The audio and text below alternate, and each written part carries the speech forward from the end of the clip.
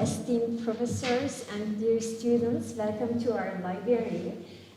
Today we are very happy to see you here. Thank you for your attendance to our first lunchtime lecture of this year. It is very nice to see you here. Today, our esteemed professor Sandrine Bergès from the Department of Philosophy will be giving a lecture to us. And you may know that she has recently been awarded the Nobel Professorship by the British Academy. And in fact, she also contributed to our World Authors of Bilkent collection with her books.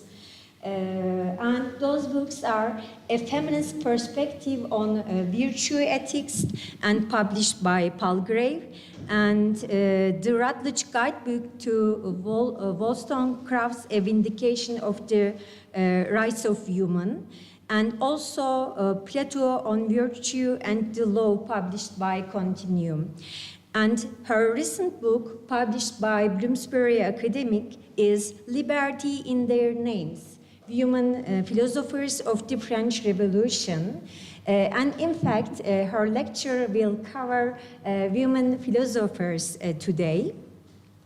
Let me give a short biography of Professor Bergès. She studied philosophy at King's College, London, and Birkbeck, before moving to the University of Leeds, where she obtained her PhD in 2000. Before coming to Bilkent, she taught part-time in London, Leeds, and St. Andrews.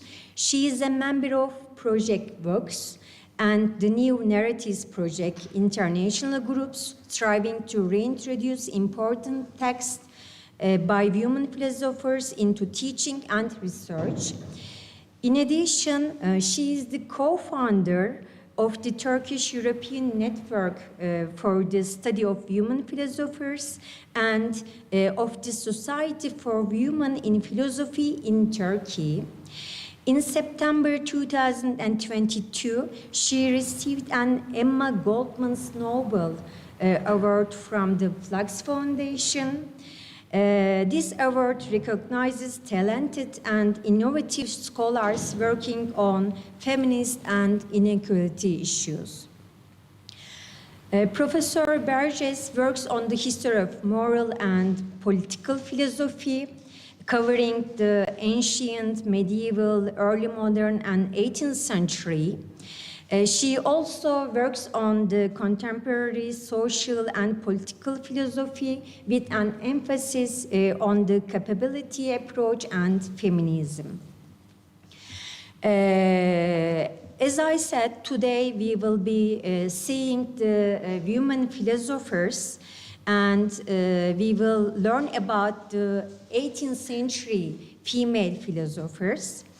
And now I am honored to invite Professor Bergès to deliver her lecture, and thank you in advance for being here today.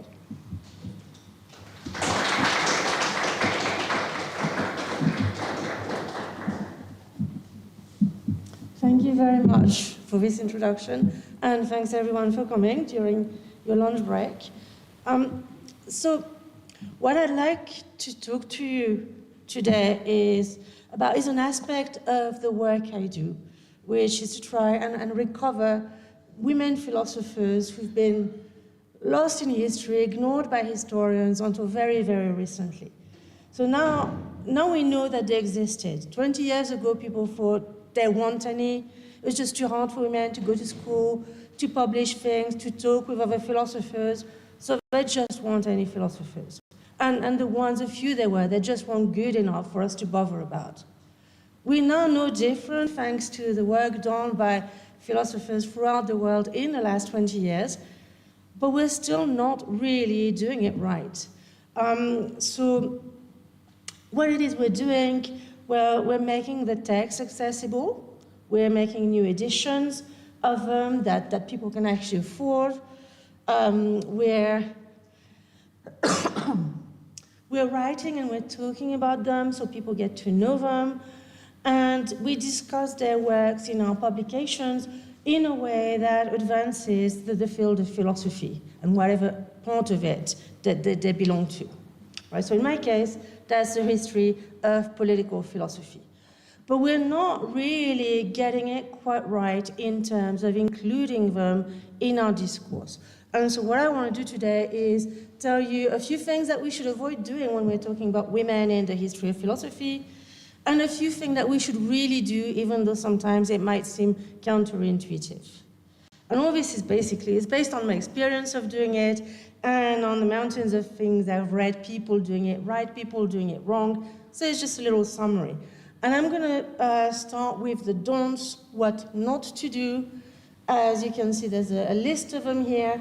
Now, I've based this list on a bunch of texts by some very famous historians of political thought, like Max Gallo, for instance, in French, but Jonathan Israel, whom you've probably heard of.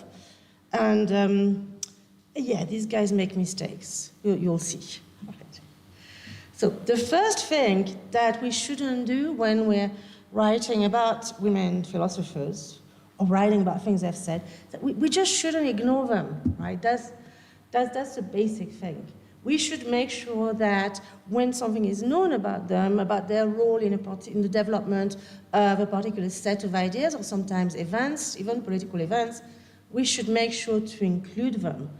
So my first example is from the first volume of Max Gallo's History of the French Revolution, when he gives an account of the beginning of the revolution that culminates in the ex-king's trial.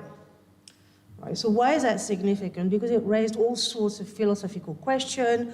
What is a king? When you cut off a king's head, does the king still exist? Yes, because it's a title that gets passed on to the next person. There was a lot of philosophy being done here. And also, should people who are fighting tyranny cut off heads? First time I started asking the question. And one person who wrote and talked a lot about this was the French philosopher Olympe de Gouges. Now, she wasn't doing that quietly in her room, writing little books that nobody read. She was quite a loud, very vocal philosopher, and she printed her texts on big posters that she then pasted all through Paris. And she sent her texts to the government, and they kept responding to her. So she was really part of the debate, and yet she's nowhere in the historical records, in the records of Max Gallo. He doesn't even mention her. Now, my second example, then Jonathan Israel. So he's got this beautiful book called Revolutionary Ideas, where he looks at the way in which the ideas that were part of the French Revolution were really what the Enlightenment was made of. It's a great book, but at the end he gives a list of names, 167 names, which he called the cast of main characters, 8 women. Right, 8 out of 167. You do the maths, I can't, but I know it's a very small percentage. And one example of somebody he just leaves out is the journalist, historian, and philosopher Louise Keraliou-Robert. She was really quite important during the French Revolution. She ran this newspaper that kept changing name because they kept amalgamating with other papers because it was expensive. But it was an important part of the way the ideas of the revolutions were disseminated. She wrote in it, she edited it, and then she married this guy who became her co-editor.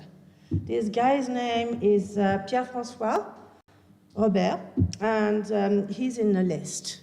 She's not. Right. So that's interesting. Okay, the second thing that one should really avoid doing if one can, just don't do it, is steal from these women, right? Why would one do that? Well, again, Max Gallo actually cites one of Manon Roland's letters. So Madame Roland, famous, political woman who also wrote a lot about the ideas of the French Revolution. And in one of her letters, which is very easy, accessible over the internet, everywhere you want, She writes something like that. She writes, "My friend Danton leads all, Robespierre is his puppet, and Marat holds his torch and dagger." So Gallo quotes this, and he says, yes, that's a rumor that people used to say. Say, no, Gallo, it's not. It's something that a French woman philosopher wrote. So it's important to make sure you check your sources as well. Because sometimes you don't bother to find out who said what. You say, well, it's just something people said. No, it's not. It's something a woman wrote. Something else that you shouldn't do is always focus, when you look at the women, at what it is that makes them women. Right? We've all got our preconceptions about gender, and a very common one is that men and women are different. Men are rational, women are emotional. Right? And when you're a philosopher, you really want to be rational. It helps, right? So how can you avoid making these mistakes? Well, just when you're describing a female philosopher, try not to appeal to her emotional nature, as our friend Jonathan Israel does when he talks about Olympe de Gouges. She describes her, he says she's angry, she's fiery, loads of emotions there, and she's disgusted. Well, she actually, agrees with something, disagrees with some of it. She makes some points, argues for them, pretty much as anyone who wrote during that period did. She's also quite engaged. But when we talk about Robespierre, we think he's very cold and rational. Read the stuff he wrote. It's not any more cold nor rational than Olympe de Gouges. But so this is really something that we need to avoid. It's a bad prejudice. Scientifically, I hear it's a lot of nonsense. Women are no more emotional than men, and certainly this isn't a part of their philosophical work. Another thing that people, including Israel, do when they talk about Olympe de Gouges is that they say she was a prostitute. Yes, she was a woman who was living by herself with her son, made her own money without having any family money. Of course, she was a prostitute. She had male friends as well. She probably had lovers. Well, we know she had lovers. Maybe 2, maybe 3 even. Yes.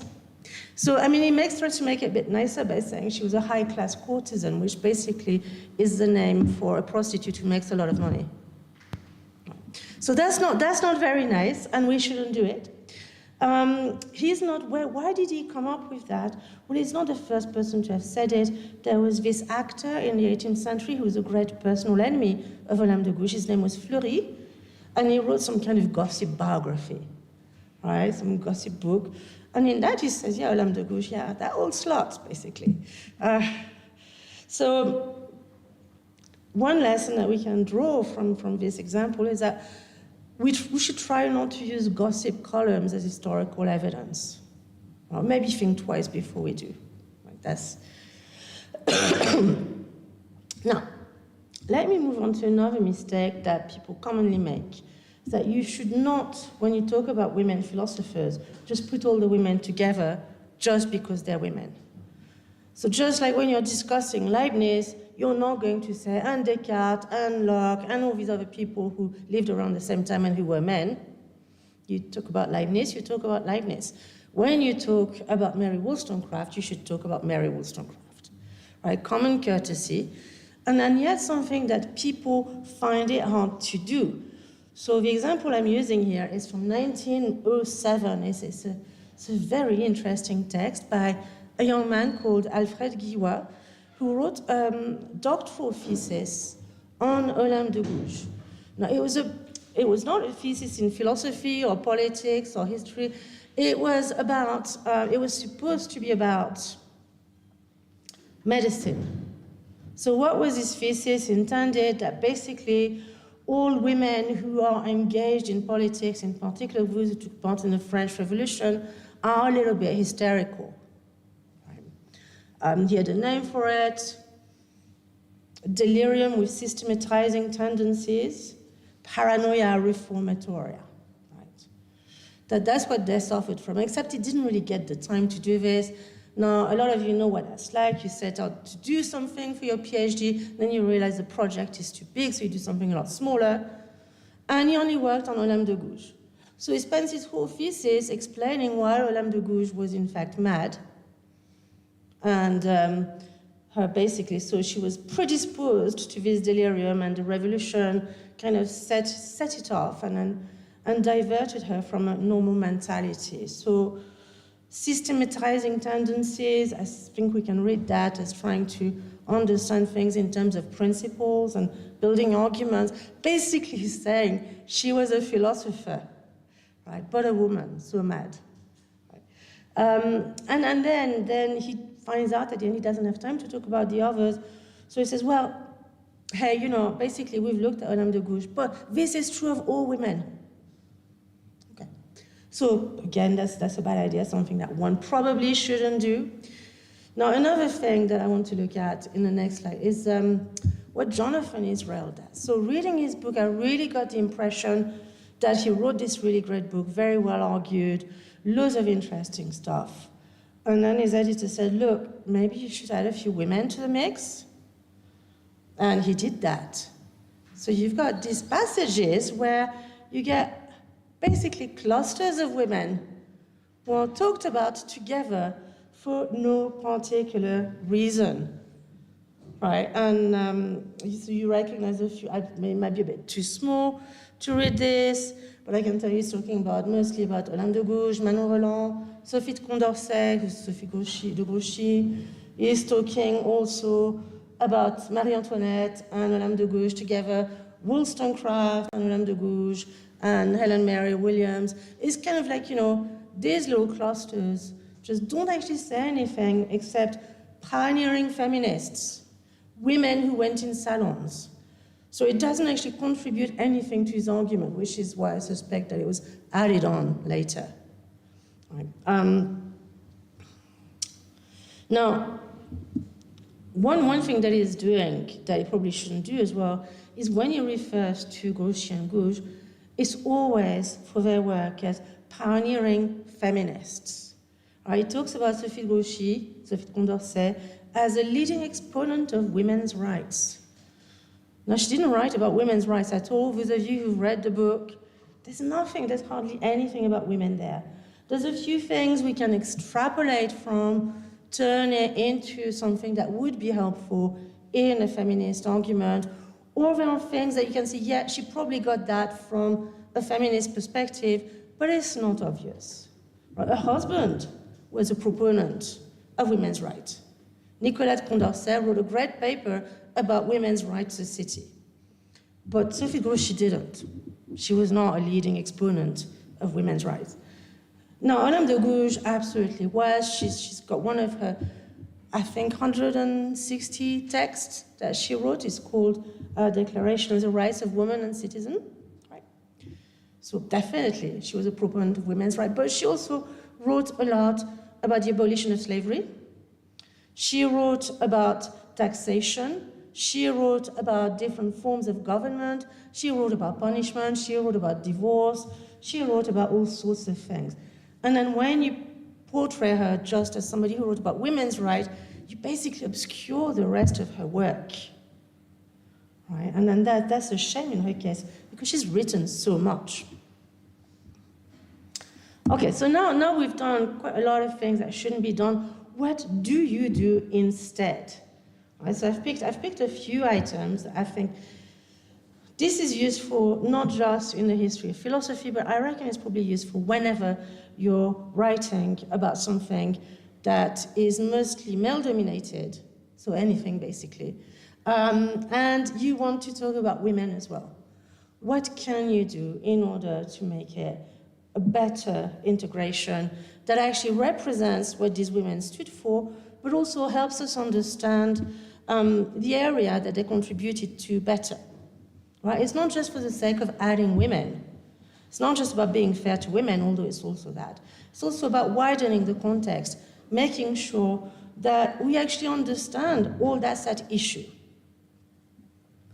So one thing that you should definitely do, and it may seem like I'm contradicting myself here, is that you should actually say that they're feminists. Right? You shouldn't say that they're only feminists, but you should say that they are. Now, why is that controversial? Apart from the fact that I just said don't do that, right? Oh, it's because feminism wasn't a word until the 19th century, right? And a lot of the women I'm looking at are much earlier than that. And if we want to reintegrate women in philosophy, you have to start super early. You have to start in antiquity. Right? So the term feminism didn't exist then. So it's terribly anachronistic, and yeah, historians don't like that, obviously, and even, historians of philosophy don't like it very much.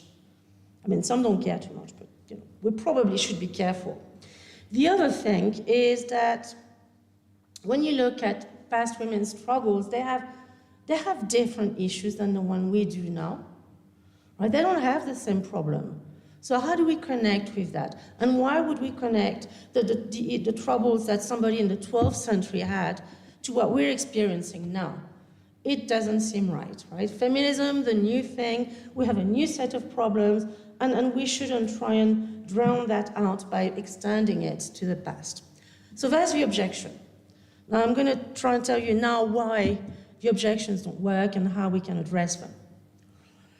Now, if you insist that we don't use the word feminism for anyone before the 19th century, then what you're doing is that you're pretending that feminism as a movement or feminism as a concern only really started in the 19th century, that before that women didn't really care about being oppressed.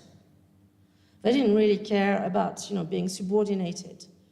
It's just in the 19th century, suddenly they woke up and said, oh, we want to have rights too. That doesn't seem plausible at all.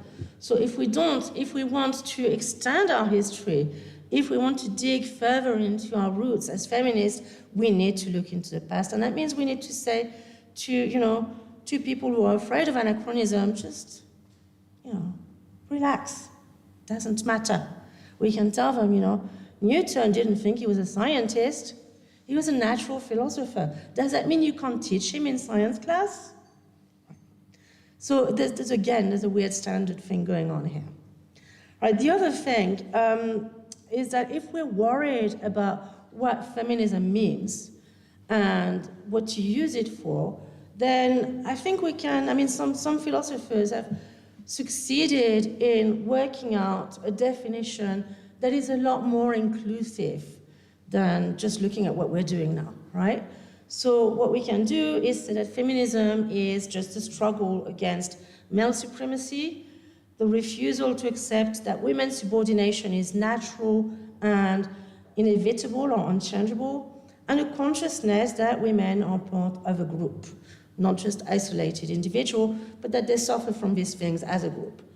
And if you come up with a definition that's a bit more general, a bit like this one, then you can say, yeah, sure, Christine de Pizan was a feminist.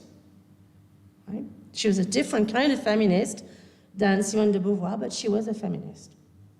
She was fighting for the same cause. Now, something else we need to do when we look at women philosophers is try and make sure that we don't always look at them as isolated. They're very often portrayed as, you've got like a circle of philosophers, they're all men, and then there's one woman on the edge. Right? The good example is Anne Conway, for instance, who was a writer who stayed home a lot. Right? She had a lot of migraines. She was an aristocratic lady, so she didn't go out to cafes and things like that. But she was connected. She was connected to Henry Moore, for instance.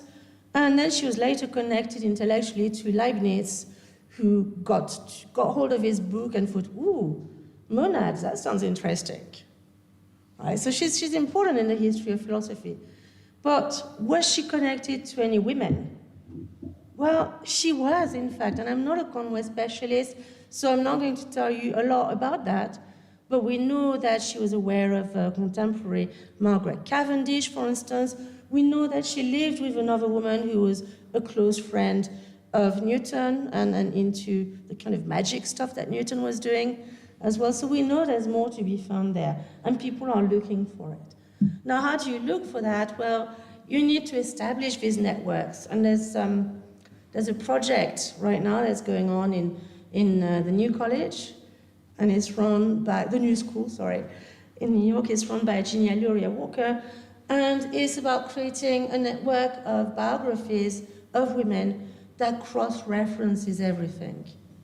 So one example of how that works is, for instance, you look at Mary Shelley, the author of Frankenstein. She's now considered a philosopher as well. People are working on her as a philosopher, as well as a novelist. And you know that she was connected to her mother, Mary Wollstonecraft, obviously. And she was also connected to her mother's friend, Manon Roland. I was talking about her earlier, French revolutionary thinker. She wrote a biography of Manon Roland, so that's quite a strong connection. She was also connected with the next generation via the Scottish-American Republican philosopher Frances Wright, who sought Mary Shelley's advice before she set off to America to kind of basically have a revolution there, a second revolution.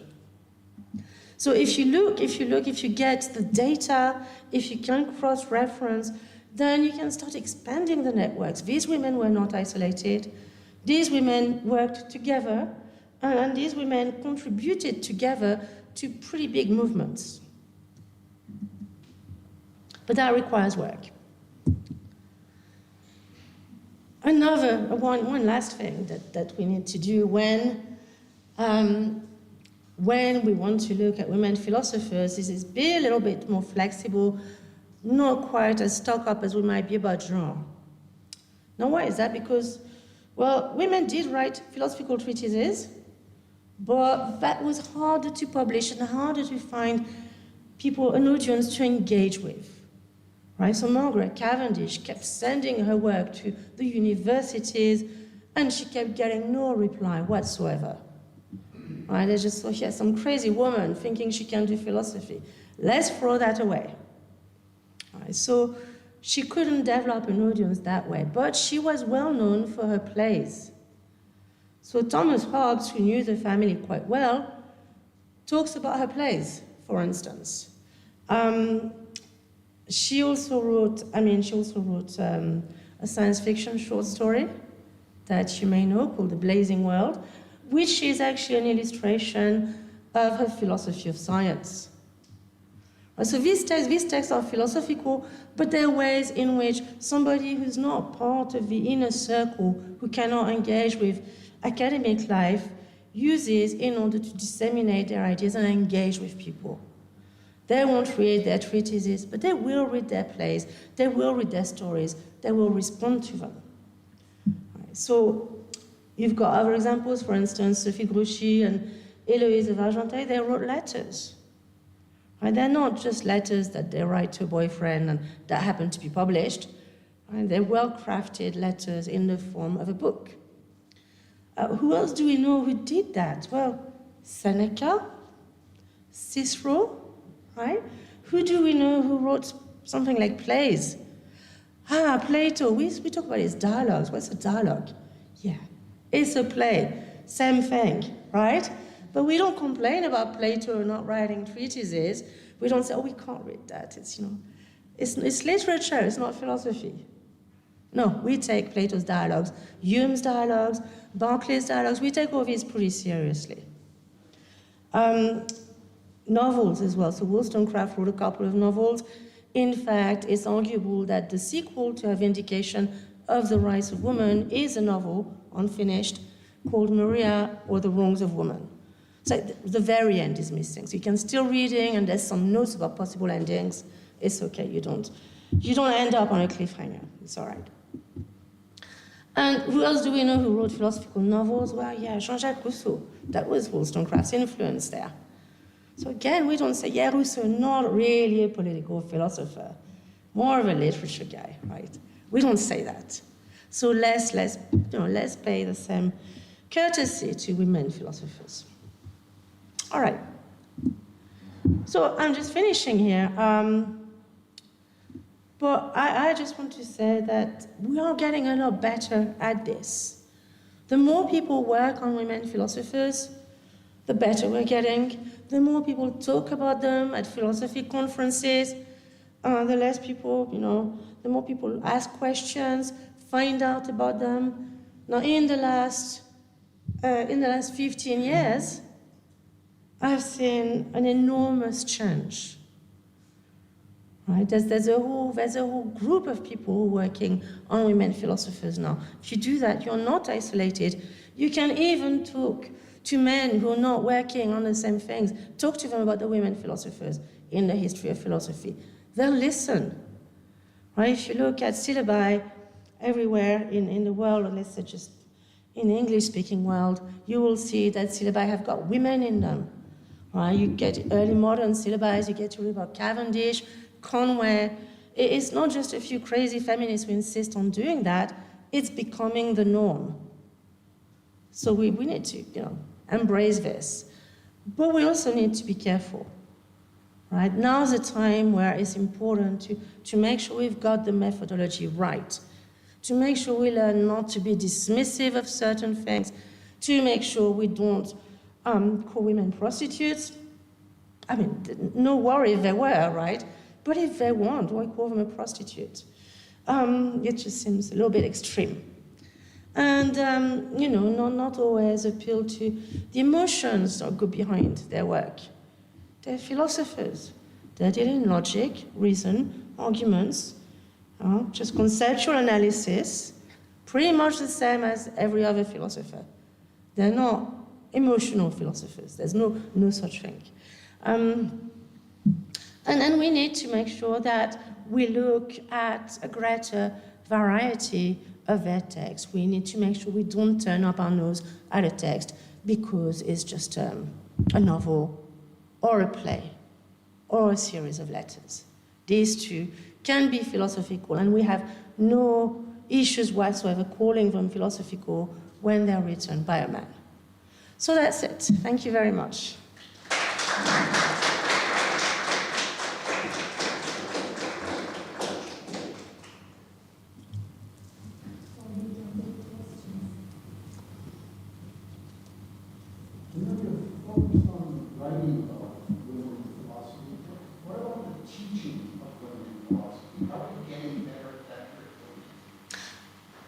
I definitely think so. So there's, if you look at Project Vox, for instance, you'll see there's a section on their webpage that's all about how to include women in syllabi. And it's not just about women anymore, it's also about minorities. So we get to teach black philosophers, women black philosophers, Hispanic philosophers. There's a lot more going on, and people are sharing their syllabi on that website. They're also printing them in new readers. So there's a couple of new readers that came out recently for teaching early modern philosophy, so 17th, late 16th to 18th century philosophy. And you find a huge variety of texts there, and they're all excerpts, but there's a huge variety. And then at the end, you've got ideas about how to mix and match to create a syllabus. And one thing that is really helping with in teaching early modern, at least, so it's not actually extended beyond that yet. So it's harder to teach 18th, 19th century. Oh, that's beginning to take off. And medieval philosophy, there's only a few people working on that. And ancient philosophy it's a lot harder because there the texts are actually missing for a large extent, right? But for early modern philosophy, there's a lot of progress that's being made. And what that does is that it extends as well, it extends the range of concepts we can be working on. Right? Because women philosophers didn't necessarily write about the same thing as men philosophers, especially in my area, in political philosophy.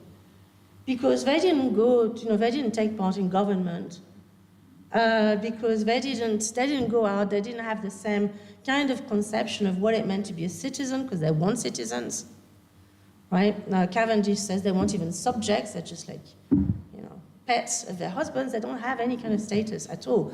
So that meant that their political discourse, their political thought was quite different. It was things about, what happens in the home, for instance, is political. So they were challenging the kind of the doctrine of the spheres, they were challenging the private, public domain thing, and they were saying, well, look, I took politics in my home. I host a salon. A lot of decisions get made here. I'm part of it. And also, you know, these future citizens, who do you think is bringing them up? Who do you think is teaching them the values that they're going to need in order to become good citizens? Again, the women. So they say, let's look at politics differently. Right? We too are political animals. We too want to participate, and we too find a way of participating where we can, so inside the home. So it kind of opens up the topics of what you want to think about. So history of political thought doesn't have all to be about government. Right? It doesn't have to be all about political obligation.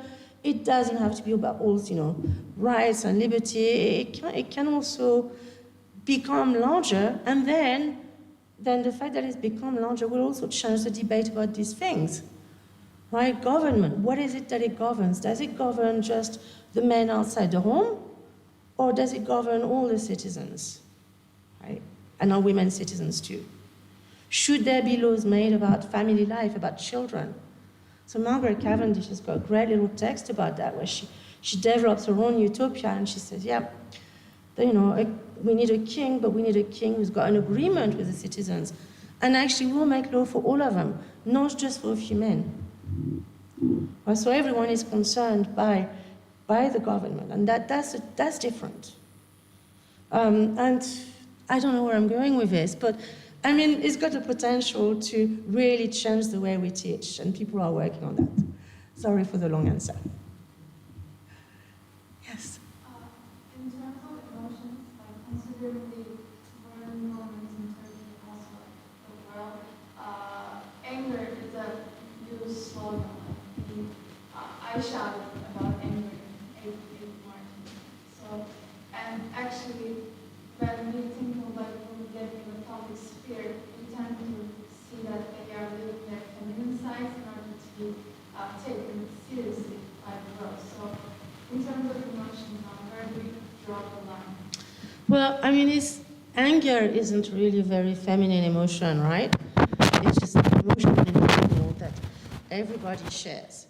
And if you look at the text I'm looking at, or I was looking at, from the French Revolution, everyone's angry, right? And they've got good reason to be, but not just the women.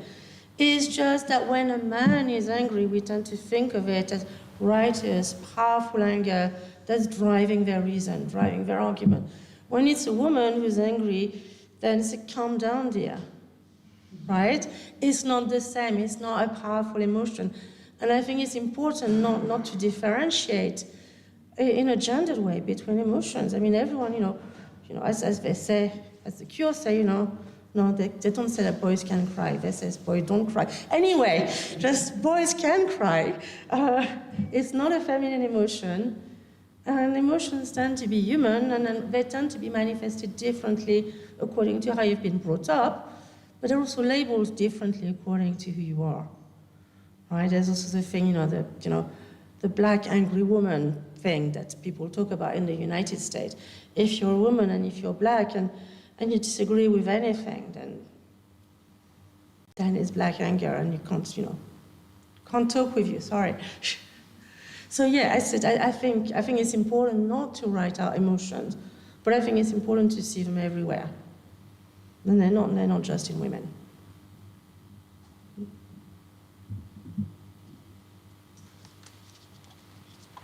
I wonder if you think that the relative lateness in historians of ideas in terms of looking at women's writings has to do with the discipline, in the sense of, I'm thinking in terms of, perhaps the male domination of this field. Because, I'm thinking, compared to, let's say, cultural history or social history, which is some of the figures who cite, have been central to these methodologies for decades. So, is there something about the way that this philosophy, history of philosophy, has been practiced that has led to this problem? Absolutely. So, philosophy in general still is male-dominated, and then was one of the most male-dominated academic disciplines. I think it's up there with with conceptual physics, maths, right? It's not good. And so yes, the fact that philosophers tended to be men did mean that they were going to look at the past through their own eyes, not try and, if there aren't any women philosophers now, why should there have been some in the past when it was even harder for them to access it? Right, so I think the idea was, yeah, it's a shame, but there aren't any. I mean, certainly that's something I've been told many times. Right, I wish I could add women philosophers to the syllabus, but I'm afraid there aren't any. They just didn't exist. Or they're not interesting enough, or they're talking about topics that are marginal, like education, family. Right, so I think the problem is that exactly the discipline just wasn't willing to look.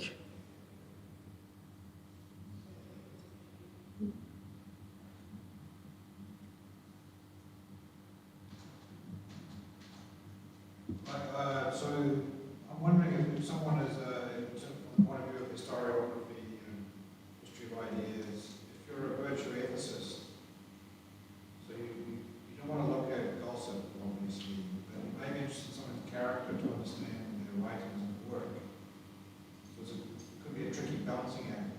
Is there any kind of approach to historiography from a kind of virtue ethics approach that tries to avoid the character assassination, but tries to use it as a window to understand the ideas and arguments? Now, as I understand virtue ethics, I don't think it requires you to analyze somebody's character in order to engage with them, right? I mean, I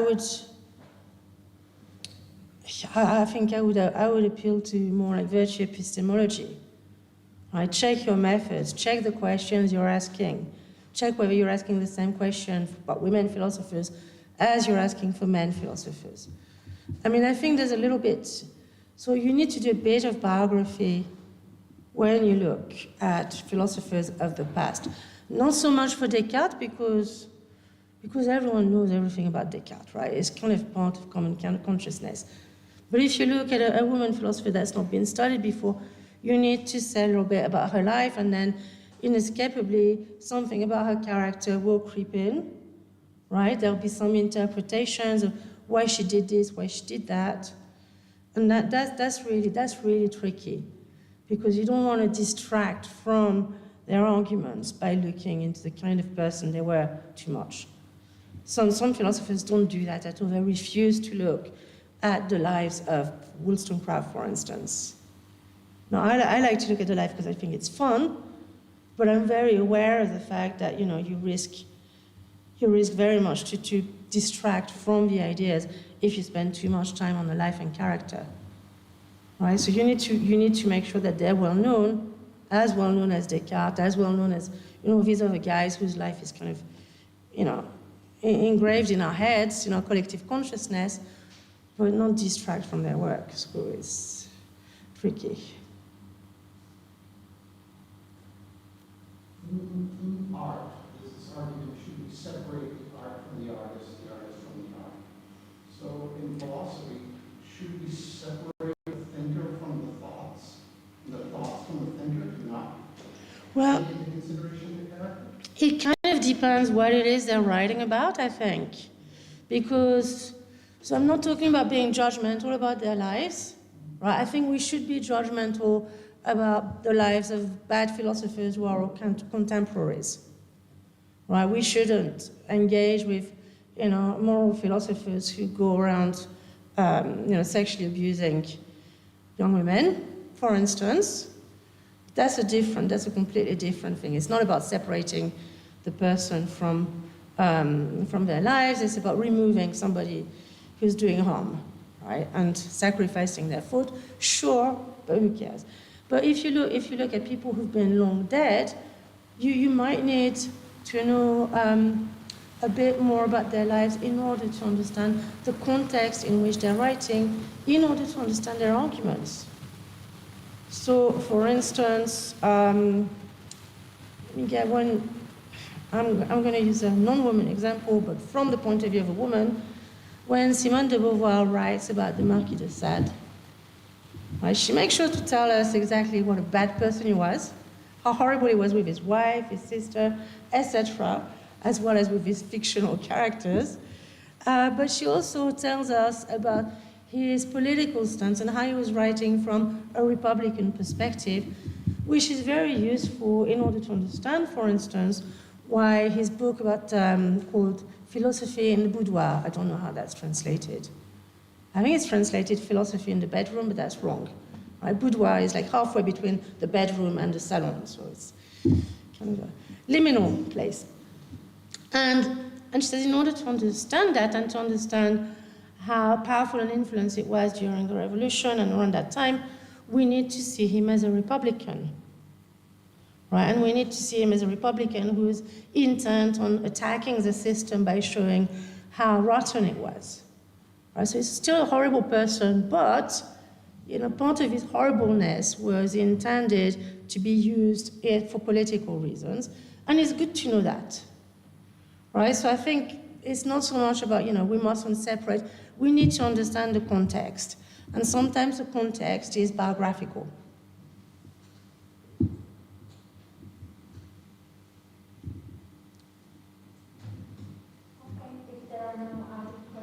Thank you for your participation, and we would like to take a photo in order to immortalize this lecture, so it can be used as an evidence of a female researcher talking about female philosophers. Thank you. So.